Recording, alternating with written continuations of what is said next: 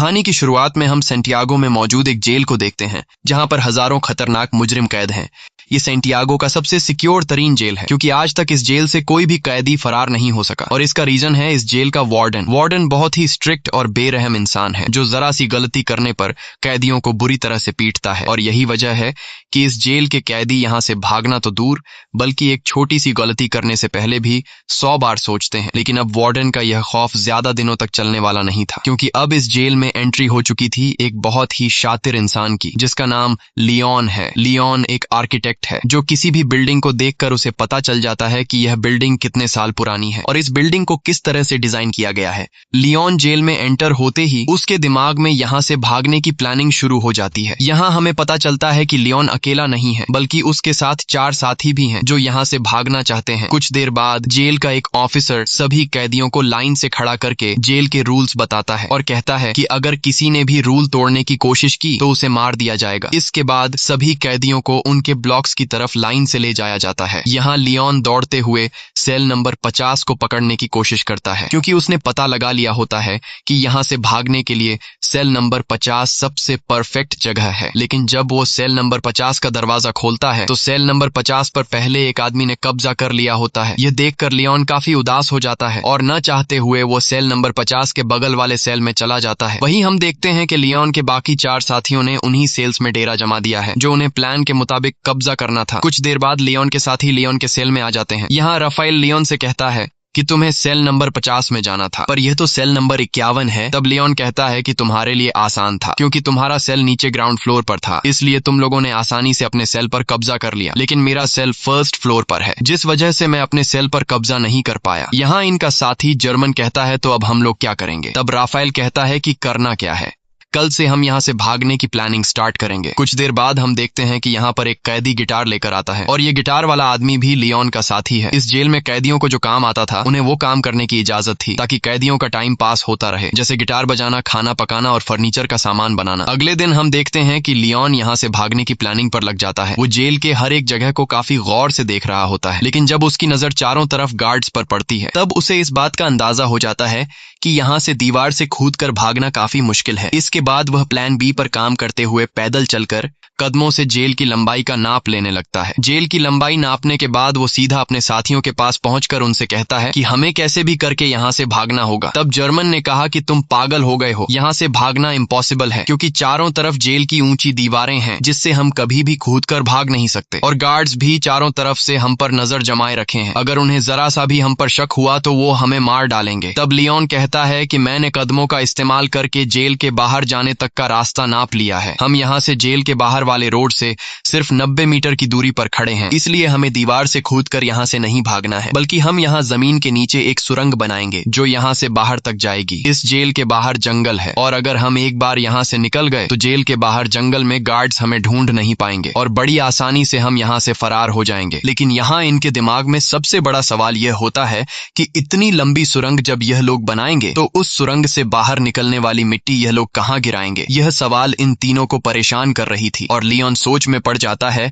कि सुरंग से निकलने वाले मिट्टी को आखिर कहाँ फेंका जाए। अब जब यह तीनों सुरंग से निकलने वाली मिट्टी को छुपाने के बारे में प्लान बना रहे होते हैं, तभी एक कैदी की नजर इन पर पड़ती है, जिसका नाम बिगोट है। बिगोट एक धोखेबाज इंसान है जो इस जेल के वार्डन के साथ मिला हुआ है, और जब भी वो किसी कैदी को जेल से भागने या फिर कोई रूल तोड़ते हुए देखता है, तब बिगोट चुपके से सीधा जाकर गार्ड्स को शिकायत लगा देता है। और अब वो पिछले काफी टाइम से लियोन और उसके 2 साथियों पर नजर रख रहा होता है। इन तीनों को काफी टाइम से एक साथ बात करते हुए देखकर बिगोट को इन पर शक हो जाता है, इसलिए वो सीधा आकर राफेल से मिलता है, राफेल, और कहता है कि मैंने पिछले कई दिनों से तुम तीनों पर नजर रखी है और मुझे पता है कि तुम तीनों यहाँ से भागने का प्लान बना रहे हो, इसलिए मैं भी तुम्हारे साथ यहाँ से भागने के प्लान में शामिल होना चाहता हूँ। यहाँ बिगोट के चेहरे को देखकर राफेल को कुछ गड़बड़ नजर आता है, इसलिए राफेल बिगोट से कहता है कि ऐसी कोई बात नहीं, हम तीनों तो बस बातचीत कर रहे थे और हमारा यहाँ से भागने का कोई भी प्लान नहीं है। अगले दिन लियोन, जर्मन और राफेल तीनों नीचे वाली सेल में आए। राफेल एक तरफ के दीवार को देखकर कहा कि हम इसी दीवार को खोदकर सुरंग बनाएंगे, लेकिन मसला यह था कि अगर खुदाई का काम शुरू कर दिया गया तो सुरंग को खुला नहीं छोड़ सकते, क्योंकि हर शाम गार्ड्स हर एक सेल की चेकिंग करने आते हैं, और अगर गार्ड्स ने सुरंग देख लिया तो हम सब पकड़े जाएंगे। तब लियोन कहता है कि हम इस दीवार के एक हिस्से को तोड़कर सेम उसी तरह का एक फेक ब्लॉक बनाएंगे ताकि शाम को जब भी गार्ड सेल की चेकिंग करने आए तब हम उस फेक ब्लॉक को दीवार में लगाकर सुरंग को छुपा देंगे और गार्ड्स के पकड़े जाने से बच जाएंगे। अब यह सब तो ठीक था, लेकिन सबसे बड़ा सवाल यह था कि सुरंग में से निकलने वाली मिट्टी का ये लोग क्या करेंगे। तब लियोन अपने गिटार वाले दोस्त को सेल में बुलाता है और वो अपने गिटार में से एक बड़ा स्क्रू ड्राइवर निकालकर लियोन को देता है, जिसके बाद लियोन ऊपर छत में एक चौकोर सुरंग करने लगता है जिससे बाहर काफी शोर हो रहा था। अब शोर से बचने के लिए गिटार वाला आदमी गाना गाकर गिटार बजाने लगता है जिससे किसी को भी सेल के अंदर का शोर सुनाई नहीं देता और कुछ देर की मेहनत के बाद लियोन छत में सुरंग करने में कामयाब हो जाता है। अब यहाँ लियोन जब उस होल से अपना सर बाहर निकाल कर देखता है तो उसे छत पर एक बड़ा खाली जगह दिखाई देता है, जिसे देखकर लियोन काफी खुश हो जाता है क्योंकि यहाँ पर 80 टन से भी ज्यादा मिट्टी आसानी से रखी जा सकती थी। अब शाम होने वाली थी और जल्द ही गार्ड्स आकर सेल की चेकिंग शुरू करने वाले थे, इसलिए राफेल डर जाता है और कहता है कि हमें जल्दी ही इस होल को बंद करना होगा। तब लियोन ने कहा कि जल्दी से मुझे अंडे लाकर दो। यह सुनकर राफेल गुस्सा हो जाता है और कहता है कि तुम्हें इस वक्त मजाक सूझ रहा है। तब लियोन कहता है कि तुम जल्दी से अंडे लाकर दो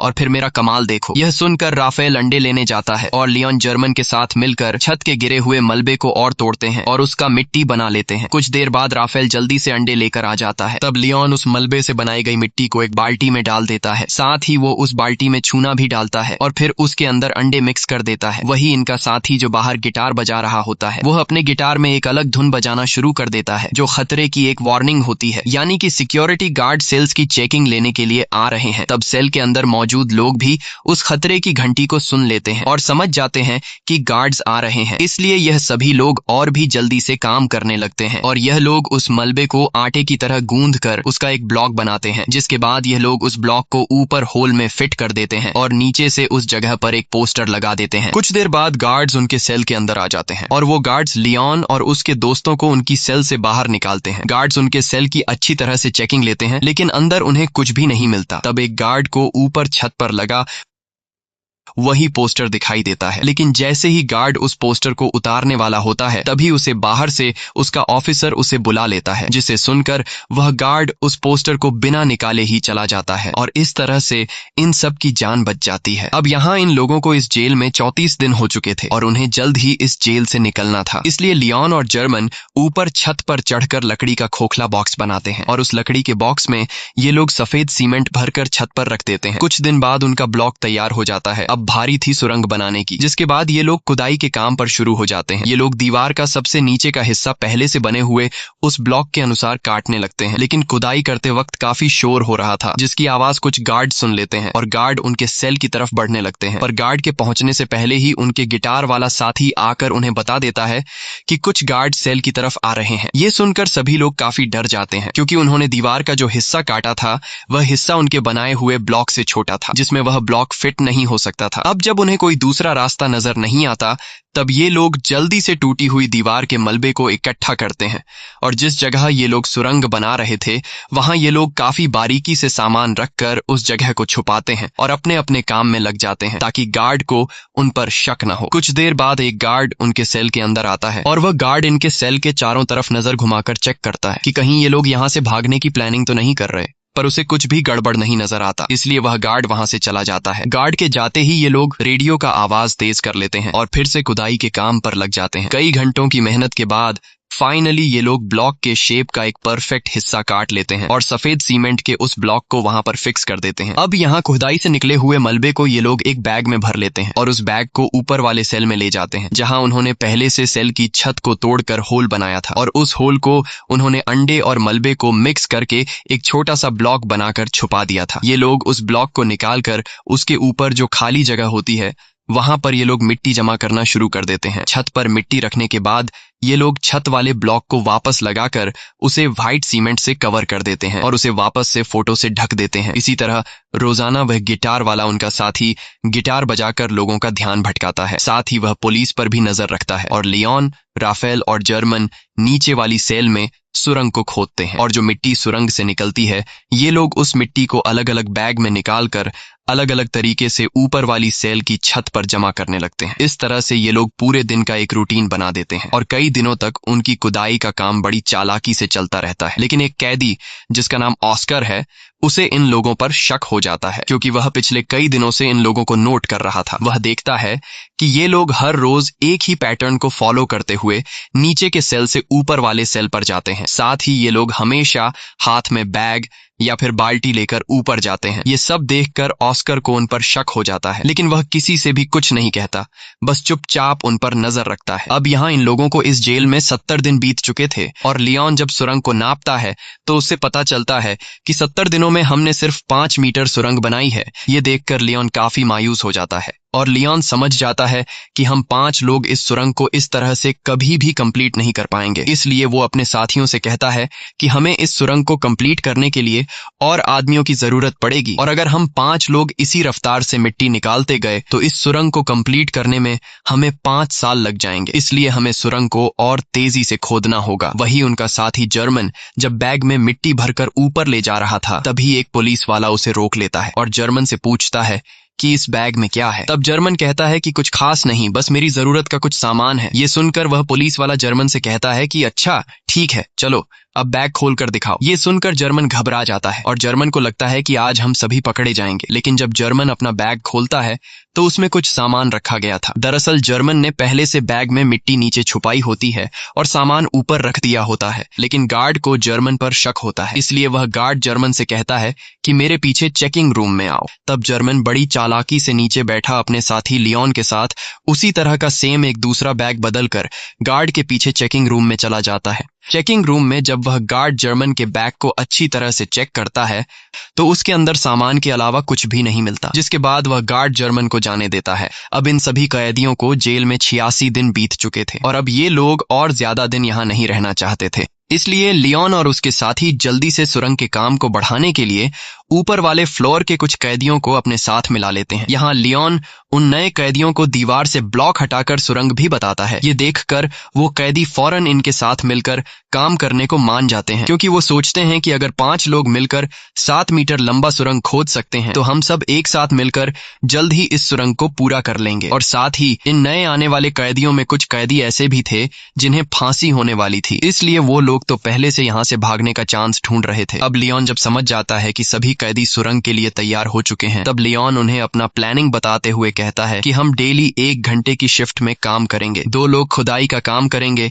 2 लोग मिट्टी ऊपर ले जाएंगे और 2 लोग गार्ड्स पर नजर रखेंगे। बाकी लोग जेल के नॉर्मल काम करेंगे ताकि किसी को हम पर शक न हो। और जो भी कैदी 2 घंटे सुरंग की खुदाई करने के बाद वापस बाहर निकलेगा, उसे फौरन नहाकर अपने कपड़े भी धोने होंगे ताकि गार्ड्स को उसके कपड़ों पर मिट्टी के निशान नजर न आए। अब इन लोगों का काम काफी तेजी से चल रहा होता है और यह लोग रोजाना 100 किलो मिट्टी एक दिन में निकालने लगते हैं। अब यहाँ हमें पता चलता है कि लियोन ने ऊपर वाले फ्लोर के कैदियों को इसलिए चुना ताकि इन्हें बैग या फिर बाल्टी में ऊपर मिट्टी ले जानी नहीं पड़े, और इस तरह से यह लोग गार्ड्स के नजरों में भी आ सकते थे। इसलिए यह लोग नीचे जिस सेल में खुदाई कर रहे थे उसी सेल के छत में एक होल कर देते हैं ताकि सीढ़ियों से मिट्टी ऊपर ले जाने के बजाय डायरेक्ट होल से ऊपर वाले सेल के कैदियों को मिट्टी पास कर दी जाए। इस तरह से उनके पकड़े जाने का रिस्क भी कम हो जाता है और काम की स्पीड भी काफी बढ़ जाती है। जब भी कोई कैदी सुरंग में खुदाई कर रहा होता है तब यह लोग रेडियो की आवाज बढ़ा देते और बाहर सभी कैदी गार्ड्स को ऐसा दिखाते कि जैसे सब कुछ नॉर्मल हो, और जब भी उन्हें गार्ड्स का कोई खतरा नजर आता तब यह लोग उस सेल के दरवाजे पर नॉक करके खतरे की घंटी बजा देते, जिससे अंदर खुदाई के काम पर लगे कैदी सेल में सारा सामान पहले की तरह करके अपने अपने काम पर लग जाते। इस तरह से यहाँ से भागने के प्लानिंग में शामिल हर एक कैदी रूटीन के मुताबिक अपना अपना काम करते हैं और हर शाम को यह लोग इकट्ठा होकर आगे की प्लानिंग बनाने लगते हैं ताकि गार्ड्स को किसी पर भी शक न हो और सब कुछ परफेक्ट तरीके से चलता रहे। लेकिन शाम को जब यह लोग फुटबॉल खेल रहे होते हैं तब एक कैदी जिसका नाम ऑस्कर है वो राफेल के पास आता है और राफेल को बताता है कि मुझे पता है कि तुम लोग सुरंग खोदने की कोशिश कर रहे हो, इसलिए मैं भी तुम्हारी टीम में शामिल होकर तुम्हारा साथ देना चाहता हूं। तब राफेल ऑस्कर को लियोन के पास ले जाता है और लियोन ऑस्कर को भी अपनी टीम में शामिल कर देता है। यहाँ लियोन अपने 2 साथी जर्मन और राफेल से कहता है कि जिस हिसाब से काम चल रहा है मुझे पूरा यकीन है कि हम जल्द ही इस सुरंग को कंप्लीट कर देंगे और जल्द ही यहाँ से बाहर निकल जाएंगे। लेकिन बाहर निकलने के बाद भी हम लोग पकड़े जा सकते हैं, क्योंकि हम 4-5 नहीं बल्कि पूरे 40 लोग हैं। और अगर बाहर निकलने के बाद भागते हुए हमें पुलिस ने देख लिया तो पुलिस हमारे पीछे गाड़ी लगाकर हमें पकड़ लेगी। इसलिए हमें यहाँ से बाहर निकालने के लिए बाहर के एक बंदे की जरूरत होगी, जो हमारा यहाँ से बाहर निकलते ही हमारे लिए एक बस तैयार रखे। अब यहाँ ये लोग सोच में पड़ जाते हैं कि बाहर से हमारी कौन मदद कर सकता है। तब लियोन कहता है, राफेल, तुम्हारी वाइफ पॉलिना हमारी बाहर से मदद कर सकती है और हम लोग उस पर विश्वास भी कर सकते हैं, इसलिए तुम्हें अपनी वाइफ से मदद मांगनी होगी। अब यहाँ रहते हुए सभी कैदियों को 182 दिन बीत जाते हैं और आज सभी कैदियों से उनके घर वाले मिलने आए होते हैं। यहाँ पर राफेल की वाइफ भी आई होती है। तब राफेल अपनी वाइफ पॉलिना को उनके पूरे प्लान के बारे में बताता है और कहता है, हमें तुम्हारी बाहर से मदद चाहिए होगी, इसलिए बाहर तुम्हें कुछ लोगों के साथ जुड़कर हमारे लिए एक बस का इंतजाम करना होगा। पॉलिना मान जाती है और वो वहां से चली जाती है। अब जेल में सुरंग खोदते हुए इन कैदियों को 205 दिन बीत चुके थे और इन लोगों ने सुरंग को भी काफी लंबा कर दिया था। लेकिन एक दिन इनका साथी जो गिटार बजाया करता था, वो जब सुरंग के अंदर खुदाई के काम पर लगा होता है, तभी वहां पर सेल की चेकिंग के लिए गार्ड्स आ जाते हैं। यह देखकर बाहर खड़ा राफेल और लियोन काफी ज्यादा घबरा जाते हैं, क्योंकि पिछले कई दिनों से रात में सेल की चेकिंग होती थी, लेकिन आज गार्ड्स दोपहर में सेल की चेकिंग करने आए हैं, जैसे उन्हें शक हो गया हो कि जेल में कोई सुरंग खोदने की कोशिश कर रहा है। और गार्ड्स को देखकर लियोन दौड़ते हुए अंदर जाकर सभी को वार्न कर देता है और कहता है कि जो भी सामान यहाँ वहां बिखरा पड़ा है उन्हें जल्दी से छुपा दो। ये सुनकर जो लोग काम पर लगे हुए होते हैं वो सभी सुरंग का काम छोड़कर अपने अपने काम पर लग जाते हैं। यहाँ इस गिटार वाले के साथ जो दूसरा साथी सुरंग में गया होता है वो भी बाहर आने लगता है, लेकिन गिटार वाला अंदर फंस जाता है क्योंकि वो सुरंग के बिल्कुल एंड में काम कर रहा था। लेकिन जैसे तैसे करके वो भी बाहर निकलने की कोशिश करता है, पर वो जान चुका था कि मेरे निकलने से पहले गार्ड सुरंग तक पहुंच चुके होंगे। अब यहाँ सभी लोग डरे होते हैं और उन्हें लगता है कि आज हम सभी पकड़े जाएंगे। लेकिन यहाँ राफेल समझदारी से काम लेते हुए सभी कैदियों को इकट्ठा करके गार्ड्स के सामने आकर खड़ा हो जाता है और गार्ड्स को आगे बढ़ने से रोक देता है। ये देखकर पुलिस ऑफिसर को गुस्सा आ जाता है और पुलिस कैदियों पर हमला कर देती है। यहाँ कैदी भी पुलिस का मुकाबला करते हैं और पुलिस को रोकने की कोशिश करते हैं ताकि इनका साथी जो सुरंग में फंसा हुआ है वह बाहर आ सके। वहीं हम देखते हैं कि इनका वह गिटार वाला साथी अब सुरंग से बाहर आ चुका है। वह जल्दी से उस सीमेंट के ब्लॉक को सुरंग में फिट कर देता है और जब वह सेल का दरवाजा खोलकर देखता है तो बाहर कोई भी नहीं होता। दरअसल गार्ड्स पर हमला करने के जुर्म में सभी कैदियों के कपड़े निकालकर बाहर धूप में खड़ा कर दिया गया होता है। कुछ देर बाद वहां पर जेल का वार्डन आता है। वार्डन कहता है कि इन सभी को बिना कपड़ों के सूरज के ढलने तक यहीं पर खड़ा रखो और एक दिन के लिए इनका खाना बंद कर दो। दूसरी तरफ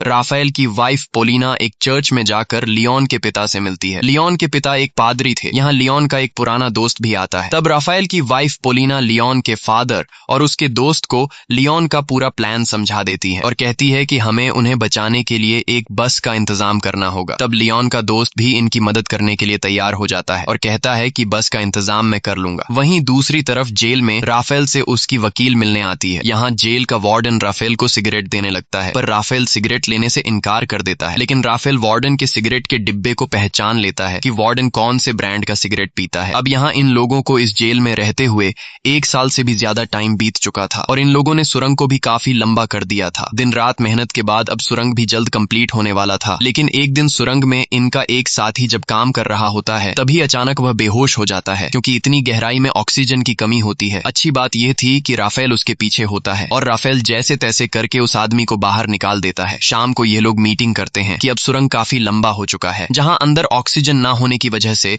सांस लेने में तकलीफ होती है, इसलिए हमें कुछ करना होगा। यहाँ पर एक आदमी होता है जो जेल में काम करता है। उसके पास एक मशीन होती है जिससे ये लोग पंखा लगाकर सुरंग के एंड तक ऑक्सीजन पहुंचा सकते हैं। राफेल उस आदमी से कहता है कि अगर तुम हमें ये मोटर दोगे तो हम तुम्हें अपने साथ शामिल कर लेंगे। वह कैदी मान जाता है और फिर ये लोग उस मोटर में एक पंखा लगाकर प्लास्टिक के पाइप के जरिए सुरंग के एंड तक ऑक्सीजन पहुंचाने में कामयाब हो जाते हैं और अब सुरंग के एंड में काम करने वाले लोगों को सांस लेने में तकलीफ नहीं होती। इस तरह से इनका काम फिर से जारी हो जाता है। लेकिन अब जेल के वार्डन को कैदियों पर शक होने लगता है, इसलिए जेल का वार्डन अपने पास एक कैदी को बुलाता है जिसका नाम बिगोट है। वार्डन बिगोट को सिगरेट का पैकेट देता है और उससे कहता है कि मुझे जेल में कुछ न कुछ गड़बड़ नजर आ रहा है, इसलिए तुम्हें कैदियों पर नजर रखनी होगी कि वो क्या करने की कोशिश कर रहे हैं। और बिगोट मान जाता है। दरअसल बिगोट को अभी तक पता नहीं होता कि जेल में में कैदी सुरंग खोदने की कोशिश कर रहे हैं। अब यहाँ इन लोगों को सुरंग खोदते हुए इस जेल में 514 दिन बीत जाते हैं और उन्होंने अब जेल के बाहर तक सुरंग खोद दी होती है। अब जहां तक उन्होंने सुरंग खोदी होती है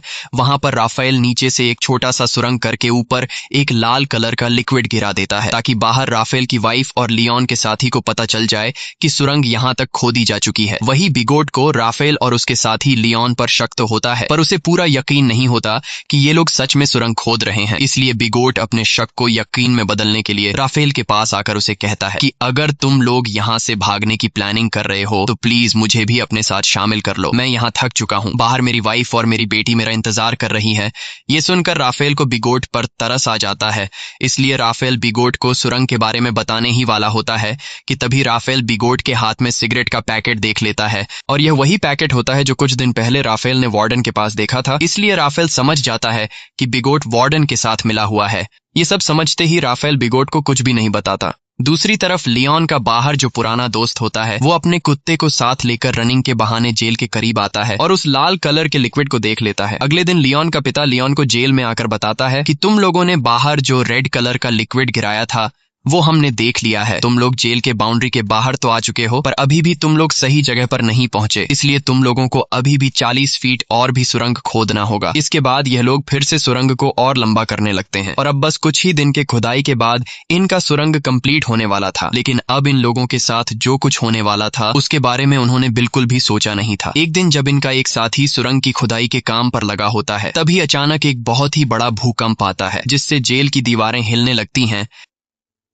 लियोन उस वक्त अपने दोस्तों के साथ बाहर फुटबॉल मैच देख रहा था। भूकंप के झटके महसूस होते ही वो तेजी से सुरंग की तरफ भागा। यहाँ गार्ड सभी कैदियों को जेल से बाहर निकालने लगते हैं ताकि कहीं इन पर जेल की दीवारें न गिर जाएं। और लियोन भी जैसे तैसे करके सुरंग के अंदर फंसे हुए अपने साथी को बाहर निकाल लेता है। अब लियोन ने अपने साथी को तो बचा लिया था, लेकिन अब उसे डर था कि कहीं भूकंप की वजह से अंदर से सुरंग टूट नहीं गया हो। इसलिए लियोन फिर से सुरंग के अंदर जाता है और अंदर जाकर वो देखता है कि सुरंग पूरी तरह से सेफ है। ये देखकर लियोन को सुकून मिल जाता है। अब जब इनके सुरंग का काम पूरा होने वाला होता है तब लियोन जाकर जेल के एक कैदी से मिलता है जो कि व्हील चेयर पर होता है। लियोन उससे कहता है कि हम जल्द ही यहाँ से भागने वाले हैं, इसलिए मैं चाहता हूँ तुम भी हमारे साथ चलो। लेकिन वो व्हील चेयर पर बैठा आदमी कहता है तुम जल्द से जल्द यहाँ से भाग जाओ और मेरी चिंता मत करो, मैं तुम्हारे साथ नहीं आ पाऊंगा। अब फाइनली वो दिन आ गया जिस दिन ये लोग इस जेल से भागने वाले थे और जैसे ही सभी कैदी रात को टीवी देखने में मसरूफ होते हैं तब वो सभी कैदी जो यहाँ से भागने की प्लानिंग में शामिल थे वो सभी एक एक करके उठकर जाने लगते हैं। यहाँ किसी को भी इन पर शक नहीं होता क्योंकि सबका ध्यान टीवी में रोमांटिक फिल्म पर होता है और भागने वाले सभी कैदी सुरंग वाले सेल में आ जाते हैं और यहाँ एक एक करके सभी कैदी सुरंग में उतरने लगते हैं। वहीं बिगॉट जब टीवी देख रहा होता है तब उसका ध्यान पीछे की तरफ जाता है और वो देखता है कि यहाँ से तो कई सारे कैदी जा चुके हैं। ये देखकर उसे शक हो जाता है और वो सीधा राफेल के सेल की तरफ बढ़ने लगता है। लेकिन बीच रास्ते में व्हील चेयर वाला आदमी बिगोट को रोक लेता है, पर बिगोट इस आदमी को धक्का देकर गिरा देता है, जिसके बाद वो सीधा राफेल के सेल में आ जाता है जहाँ उसे सुरंग दिखाई देता है। साथ ही वहाँ पर ऑस्कर भी खड़ा होता है और ऑस्कर यहाँ से निकलने वाला आखिरी कैदी होता है। लेकिन अब जब बिगोट को सारी सच्चाई का पता चल गया होता है तब वो पुलिस को बुलाने के लिए जाता है, लेकिन ऑस्कर उसे पकड़ लेता है। इस दौरान इन दोनों के बीच फाइट छिड़ जाती है और बिगोट ऑस्कर को स्क्रू ड्राइवर से बाजू पर मारकर बुरी तरह से घायल कर देता है। लेकिन ऑस्कर बुरी तरह से घायल होने के बावजूद भी बिगोट को जाने नहीं देता और बिगोट को मार मार कर बेहोश कर देता है। अब ऑस्कर भी सुरंग में जाने की कोशिश करता है, पर उसका बाजू बुरी तरह से घायल होने की वजह से वो सुरंग में नहीं जा पाता। दूसरी तरफ सभी कैदी सुरंग के अंदर धीरे धीरे आगे बढ़ रहे होते हैं और बढ़ते बढ़ते ये लोग सुरंग के एंड तक पहुंच जाते हैं जहां बाहर से लियोन का पुराना दोस्त सुरंग का ऊपर से हिस्सा खोल देता है और वह एक एक करके सभी कैदियों को हाथ से पकड़कर बाहर निकालता है। बाहर निकलने के बाद सभी कैदी जल्दी से अपने कपड़े बदल लेते हैं और तभी उन्हें सामने के ब्रिज पर एक बस आते हुए दिखाई देती है, जिसे देखकर ये सभी लोग उस बस की तरफ दौड़ने लगते हैं और सभी बस में बैठ जाते हैं। लेकिन ऑस्कर अभी तक नहीं आया होता, इसलिए सभी कैदी उसका इंतजार कर रहे होते हैं। यहाँ जर्मन कहता है कि मुझे लग रहा है कि कहीं ऑस्कर किसी मुसीबत में है, इसलिए मैं ऑस्कर की मदद के लिए जा रहा हूँ, जिसके बाद वह ऑस्कर को लेने जाता है। दूसरी तरफ जेल में मूवी खत्म हो गई थी और सभी कैदी अपने अपने सेल में जाने लगते हैं। तब यहाँ वह व्हील चेयर वाला कैदी सभी को आकर बता देता है कि राफेल के सेल में एक सुरंग है जहां से तुम लोग भाग सकते हो। ये सुनकर सभी कैदी उस तरफ भागने लगते हैं, जिसे देखकर गार्ड्स को भी इन पर शक हो जाता है और वह गार्ड्स वहां पर और भी गार्ड्स को बुला लेते हैं। कुछ देर बाद पूरे जेल में सायरन बजने लगता है, जिसकी आवाज बाहर बस में बैठे कैदी सुन लेते हैं और सभी कैदी समझ जाते हैं कि अब हमारा यहाँ पर ज्यादा देर रुकना ठीक नहीं, इसलिए अब हमें यहाँ से निकलना होगा। और तभी वहां पर जर्मन भी आ जाता है। वह सभी को बताता है कि मैं सुरंग के पास गया, लेकिन वहां पर मुझे ऑस्कर नहीं मिला। जिसके बाद बस वहां से जाने लगती है। वहीं हम जेल में ऑस्कर को देखते हैं, जो घायल होने की वजह से जेल से भाग नहीं पाया। अब यहाँ कैदियों के भागने की खबर जेल के वार्डन को दी जाती है। कैदियों के भागने की खबर सुनकर वह काफी गुस्सा हो जाता है। दूसरी तरफ सभी कैदी बस में थे, जहां पर पोलिना सभी कैदियों को उनका पर्स दे देती है, जिसमें कुछ पैसे और उनके फेक आईडी थे। और सभी कैदी अलग अलग होकर अपने अपने रास्ते निकल जाते हैं। और इस तरह से सभी कैदी जिन्होंने पिछले कई महीनों से दिन रात मेहनत की थी, वह सभी जेल से आजाद हो जाते हैं। दोस्तों, यह इतिहास की सबसे बड़ी जेल ब्रेक घटना थी, जहां एक ही बार में पूरे 50 लोग जेल से फरार हो गए थे। लेकिन इनका एक साथी ऑस्कर भागने में नाकाम हो गया था। इसी के साथ सच्ची कहानी पर बनाई गई ये फिल्म खत्म हो जाती है। अगर आपको ये वीडियो अच्छी लगी हो तो हमारे चैनल को सब्सक्राइब और वीडियो को लाइक जरूर कीजिएगा।